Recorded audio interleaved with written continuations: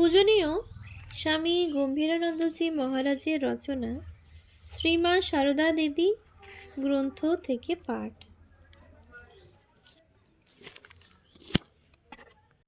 পৃষ্ঠা সংখ্যা 371। মানবী। নূতন বাড়ির উপর স্থানীয় পঞ্চায়েত বার্ষিক 4 টাকার ট্যাক্স ধার্য করিলেন। প্রথমবারে ট্যাক্স দেওয়া হইল, মা উহা জানিতেন না, তিনি তখন কলকাতায়। দ্বিতীয়বারে তাহার উপস্থিতিকালে চৌকিদার ট্যাক্স লইতে আসিলে তিনি জনৈক সেবককে উহা দিতে নিষেধ করিলেন এবং হাঁটাহাঁটি করিয়া উহা মকুব করাইতে বলিলেন। সামান্য টাকার জন্য মায়ের এই দৃঢ়তা দেখিয়া সেবক আশ্চর্য হইলেও মুখ ফুটিয়া কিছু বলিতে পারিলেন না। পরে মা নিজেই তাহাকে ডাকিয়া বুঝাইলেন, আজ আমি এখানে আছি, চৌকিদারির টাকা দিয়ে দিলুম, কিন্তু পরে সাধু ব্রহ্মচারী কেউ থাকবে, হয়তো তাকে ভিক্ষা করে খেতে হবে, সে কোথায় টাকা পাবে? যাহা হোক, পঞ্চায়েত প্রেসিডেন্টের কথা মতো ওই বৎসর ট্যাক্স দেওয়া হইলেও এই চেষ্টার ফলে পরবৎসর হইতে উহা বন্ধ হইয়া গেল। জ্ঞান মহারাজ জয়রামবাটিতে থাকিতে বেশি দাম দিয়াও খাঁটি দুধ কিনিতে চাহিতেন। তিনি গোয়ালাকে বলিতেন, টাকায় 8 সের দেবে, তবু খাঁটি চাই। মা উহা শুনিয়া তাহাকে তিরস্কার করিলেন। ও কি জ্ঞান, এখানে পয়সায় পোয়া দুধ মেলে, গরিবে খেতে পায়, আর তুমি অমন করে দর বাড়াচ্ছ? গোয়ালা সে তো জল দেবেই, দর বাড়ালে তখন তো পয়সা বেশি পাবে বলে আরও জল মেশাতে চাইবে। নবাসনের আশ্রমে থাকিতে জ্ঞান মহারাজ একবার মায়ের বাড়ির জন্য বেশি দামি প্রচুর খাঁটি দুধ জোগাড় করিয়া দিলে গোপেশ মহারাজ উহা লইয়া জয়রামবাটি চলিলেন। কিন্তু পথে তিনি দেখিতে পাইলেন উহাতে ছোট একটি মাছ রহিয়াছে। তাই তাহার মনে হইল ওই দুধ ঠাকুর সেবায় লাগিবে না, সুতরাং ফেলিয়া দেওয়াই বিধেয়। তথাপি নিজের বুদ্ধি না খাটাইয়া ওই দুধ মায়ের নিকট লইয়া আসিয়া তাহাকে সব কথা বলিলেন। ফেলিয়া দিবার কথা শুনিয়া মা বলিলেন, ফেলব কেন? ঠাকুরের ভোগে না দিলেও বাড়ির ছেলেপিলে আছে, তারা তো খেতে পাবে। এই উদাহরণে কেহ হয়তো শ্রী মায়ের সাংসারিক বুদ্ধিমত্তারই পরিচয় পাইবেন, কোনো উচ্চ ভাবের আভাস পাইবেন না। তাই অনুরূপ আর একটি স্থল উদ্ধৃত করিতেছি। একদিন কম্বল বিক্রয়ের জন্য এক স্ত্রীলোক উদ্বোধনে আসিয়াছে এবং নলিনী দিদি দর করিতেছেন। কম্বলওয়ালি চায় 5 শিকা আর নলিনী দিদি দিতে চাহেন 1 টাকা। এইরূপ দর কষাকষি চলিতেছে শুনিয়া শ্রী মা দূর হইতে নলিনী দিদিকে বলিলেন, তুমি 4 আনা পয়সার জন্য এতক্ষণ যাবৎ খ্যাচমেচ করছো? ছি, সে 2 পয়সা পাবার জন্য বোঝা মাথায় করে দাঁড়ে দাঁড়ে ঘুরে বেড়ায়, আর তুমি কিনা সামান্য পয়সার জন্য এতখানি সময় ওকে আটকে রেখেছ। বিশেষ তোমার কম্বলের দরকারই বা কি? সবই তো তোমার আছে, তবু কিনতে গেছ। বরং বৌমাকে, পার্শ্বস্থিতা ক্ষীরোদবালা রায়কে একখানা দিলে ভালো হতো। ও কম্বল ছাড়া অন্য জিনিস ব্যবহার করে না, তাও একখানা মাত্র কম্বল। এত শীতে সে এই নিয়েই থাকে, তবু কারো কাছে চায় না।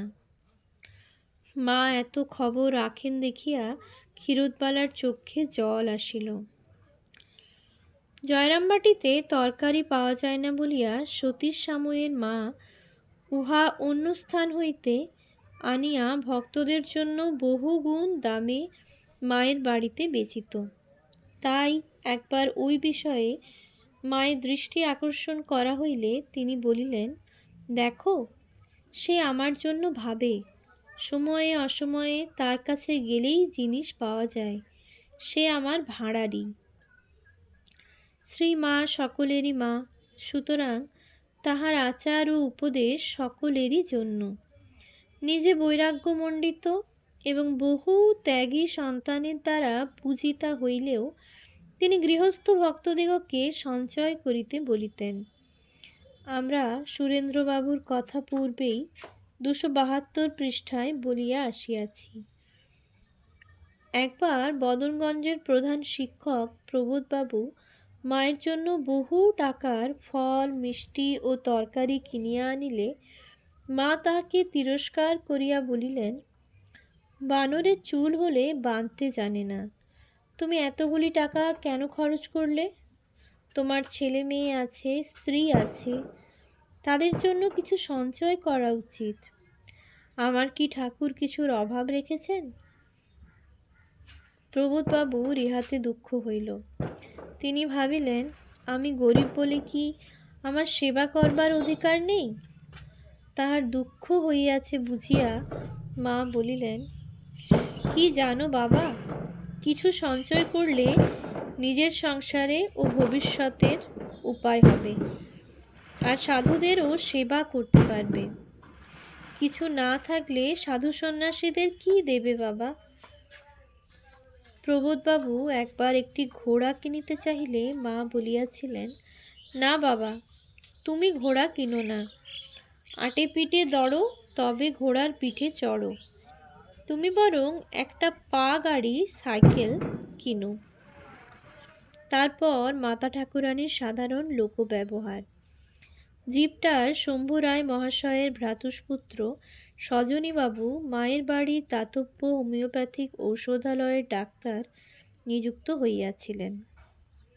তিনি মায়ের নিকট দীক্ষা গ্রহণকালে 2টি টাকা দিয়া প্রণাম করিলে মা টাকা ফিরাইয়া দিলেন। অথচ ডাক্তার নিজেদের বাগানের শাকসবজি আনিলে মা সাদরে গ্রহণ করিতেন। সেবকের মনে এই অসামঞ্জস্যের প্রশ্ন উঠিয়াছে বুঝিয়া মা ওই দিন সন্ধ্যার সময় বলিলেন, দেখো, সজনীর টাকা রাখলুম না, জিনিসপত্র নিজেদের বাগানে নিয়ে আসে, সেটা আলাদা কথা। ওর বাড়ির লোকেরা টাকা নেওয়ার কথা শুনলে ভয় পাবে। আমি তাদের বিষয় সম্পত্তিতে না হাত দিই। ওরা ভারী বিষয়ী লোক, তালুকদার, ওদের মনে সন্দেহ হতে পারে। একবার গোপেশ মহারাজ জয়রামবাটি থাকিতে সংবাদ পাইলেন, ঢাকার ভক্তগণ শ্রী মাকে ওই অঞ্চলে লইয়া যাইবার ব্যয় নির্বাহার্থে 1,500 টাকা চাঁদার জন্য ছাপানো আবেদন বাহির করিয়াছেন। তিনি চাঁদার কথা না বলিয়া সুযোগ মতো শ্রী মাকে জিজ্ঞাসা করিলেন, মা, আপনার পূর্ববঙ্গে যাওয়ার সম্ভাবনা আছে কি? মা বলিলেন, কি জানি বাবা, ঠাকুরের যেমন যেখানে ইচ্ছা তিনিই জানেন। তখন গোপেশ মহারাজ সাধারণভাবে বলিলেন যে ঢাকার ভক্তগণ তাহাকে লইয়া যাইবার উদ্যোগ করিতেছেন। শুনিয়া শ্রী মা বলিলেন, চাঁদা তুলবে তো? একটু চুপ করিয়া থাকিয়া আবার বলিলেন, লোকগুলো হুজুগ নিয়েই আছে। এই দেখো না, ঠাকুরকে নিয়ে আর এক হুজুগ উঠেছে। একবার গড়বেতা হইতে দুইজন ব্রহ্মচারী জয়রামবাটিতে আসিলে শ্রী মা জিজ্ঞাসা করিয়া বুঝিতে পারিলেন যে তাহারা আশ্রমের জন্য ওই অঞ্চলের বড় বড় গ্রামে অর্থ সংগ্রহ করিতে চায়। অমনি তিনি নিষেধ করিলেন, দেখো, ঠাকুরের নাম করে আমাদের এই অঞ্চলে সেবাশ্রম বা অন্য কিছুর জন্য চাঁদা আদায় করো না। শহরে বা দূরে যা হয় করো। মায়ের নূতন বাড়ির গৃহপ্রতিষ্ঠার সময় ললিতবাবু জয়রামবাটিতে উপস্থিত ছিলেন। তিনি সেখানে অবৈতনিক বিদ্যালয় ও দাতব্য চিকিৎসালয় স্থাপনের জন্য উৎসাহী হইয়া শ্রী মাকে বুঝাইতে লাগিলেন, মা, আপনার নামে ভক্তদের কাছে আবেদন বের করলে এই গরিব লোকেদের মহা উপকার হয়। এইভাবে টাকা তোলা মায়ের মনোপুত না হইলেও তিনি চক্ষু লজ্জায় কিছু বলিতে পারিতেছিলেন না। এমন সময় ব্রহ্মচারী রূপচৈতন্য হেমেন্দ্র সেখানে আসিয়া ও প্রস্তাব শুনিয়া ঘোর প্রতিবাদ করিলেন।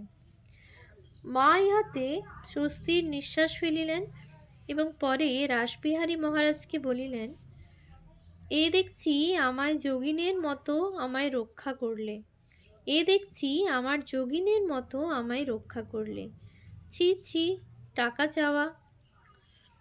ললিতবাবু পরে নিজেই হোমিওপ্যাথিক ঔষধালয়ের ব্যয় বহন করিতেন। ইহার পর মায়ের সৌজন্য। বেলা আন্দাজ 2টার সময় জিপটার রায়দের একটি ছেলে কোনো কাজে জয়রামবাটি আসিয়াছিল। সে সমবয়সী পূর্ব পরিচিত রামময় প্রভৃতিকে দেখিয়া মায়ের বাড়ির বৈঠকখানায় গল্প জমাইয়া বসিল। এদিকে মা খবর পাইয়াই উনান ধরাইয়া একটু হালুয়া তৈয়ার করিতে বসিলেন। রামময় বলিলেন, মা, ও তো আপনার কাছে আসেনি, আমাদের বয়সী, তা একটু আড্ডা দিতে এসেছে, ওর জন্যে এত কষ্ট করবার দরকার কি? মা উত্তর দিলেন, তা কি হয় বাবা? ওরা আমাদের জমিদার, রাজা, ওদের জন্য একটু করতে হয়।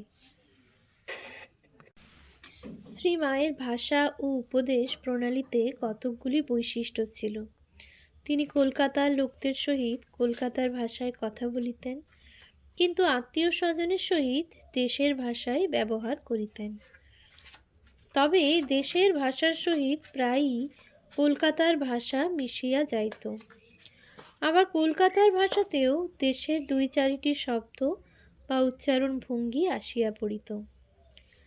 তাহার প্রত্যেকটি কথাই ছিল মিষ্ট এবং কোমল।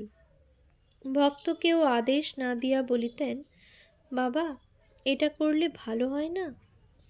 তবে সন্তানগণের মঙ্গল কামনায় সময়ে সময়ে অল্প বয়স্কদিগকে তিনি আদেশও দিতেন, আমি বলছি তুই এটা কর। কখনো কখনো শব্দ বা বাক্যবিশেষের উপর জোর দিবার জন্য তিনি উহা টানিয়া টানিয়া উচ্চারণ করিতেন। বিভূতিবাবু একদিন জয়রামবাটি হইতে কর্মস্থলে ফিরিয়া যাইতেছেন। এমন সময় রাস্তায় জলঝড় আরম্ভ হইল। মধ্যে আবার দ্বারকেশ্বর নদ পার হইতে হয়। সারা দিন মায়ের দুশ্চিন্তায় কাটিল। পরের সপ্তাহে বিভূতিবাবু পুনরায় জয়রামবাটি আসিলে মা বলিলেন, তুমি তো চলে গেলে, জল হচ্ছিল, আমি ভাবছিলুম বিভূতি আমার এতক্ষণ বড় নদী পেরুল। কথার মধ্যে তিনি সুন্দর ছড়া কাটিয়া উহা চিত্তগ্রাহী করিয়া তুলিতেন। শ্রী শ্রী রামকৃষ্ণ পুঁথি প্রণেতা শ্রীযুত অক্ষয়কুমার সেন একদিন মাতা ঠাকুরানীর নিকট আসিয়া মা বলিয়া সম্বোধন করিলে তিনি উত্তর দিলেন, হ্যাঁ বাবা। তখন অক্ষয়বাবু বলিলেন, মা, আমি বললুম মা, আর তুমি বললে হ্যাঁ, আর কিসের ভয়? শ্রী মা অমনি উত্তর দিলেন, না বাবা, অমন কথা বলো না, যার আছে ভয় তারই হয় জয়। জনৈক স্ত্রী ভক্তকে শ্রী মা একদিন বুঝাইতেছিলেন যে মানুষের দেওয়া জিনিস থাকে না, সুতরাং তাহাদের কাছে কিছু চাইতে নাই, এমনকি বাপ বা স্বামীর কাছেও নহে। পরে বলিলেন, ঠাকুর যখন দেবেন তখন রাখবার জায়গা পাবে না, ঠাকুরের দেওয়া জিনিস ফুরোয় না, যে চায় সে পায় না, যে চায় না সে পায়।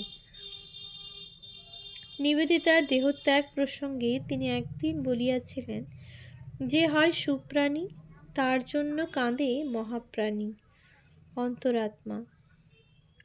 এই সমস্ত ভাববহুল প্রবাদ বাক্যাদি প্রয়োগ ছাড়াও মায়ের এমন একটা সুন্দর শব্দবিন্যাস পদ্ধতি ছিল, যাহা সরল হইলেও অতীব চিত্তাকর্ষক, অথচ মার্জিত রুচি এবং চিন্তাশীলতার পরিচায়ক। প্রথম মহাযুদ্ধের অবসান সংবাদে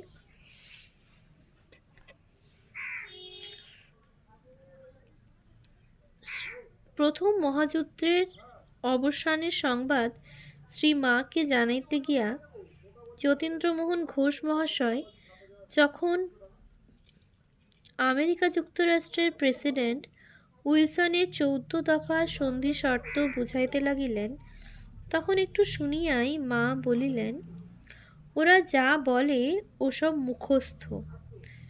যতীন্দ্রবাবু কথাটার তাৎপর্য বুঝিতে না পারিয়া চিন্তা করিতেছেন দেখিয়া তিনি আবার বলিলেন, যদি অন্তস্থ হতো তাহলে কথা ছিল না। ওম শান্তি শান্তি শান্তি।